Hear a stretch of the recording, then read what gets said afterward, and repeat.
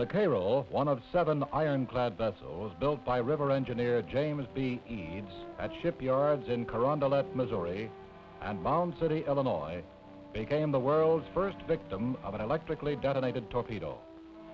With no loss of life, its 800 tons sank in 6 fathoms of muddy Yazoo water. In 1956, researchers led by National Park Service historian Edwin C. Barth pinpointed the Cairo's forgotten location. 3 years later, divers confirmed this research. The first evidence revealing its unusually good condition was documented as the pilot house broke the surface in September 1960, followed by the recovery of an 8-inch smoothbore cannon complete with carriage.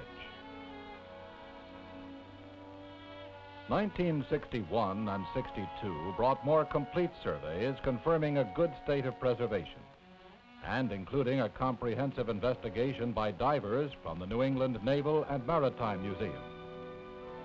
From the pilot house floor and from silted-in hatches, many well-preserved artifacts were recovered. 100 years rolled back as the Cairo yielded its priceless contents. The Cairo, sinking in 12 minutes, left little time for the crew to save anything.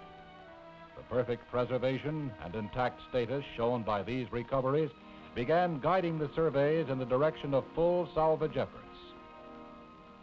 In 1963, the state of Mississippi officially commenced recovery efforts, financed by a project enthusiast. Using a river gravel dredge, silt was removed from around the sunken gunboat.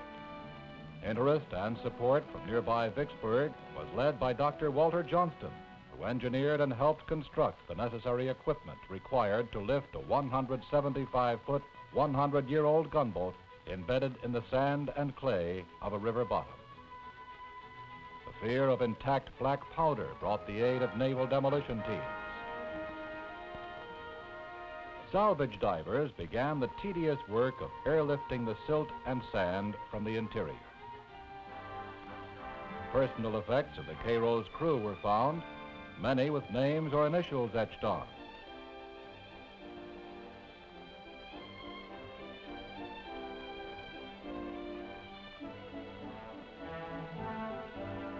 It soon became clear, if the total effort should fail, objects already recovered had made the attempt worthwhile. A decision was made to begin slinging for a lift before the seasonal water rise came.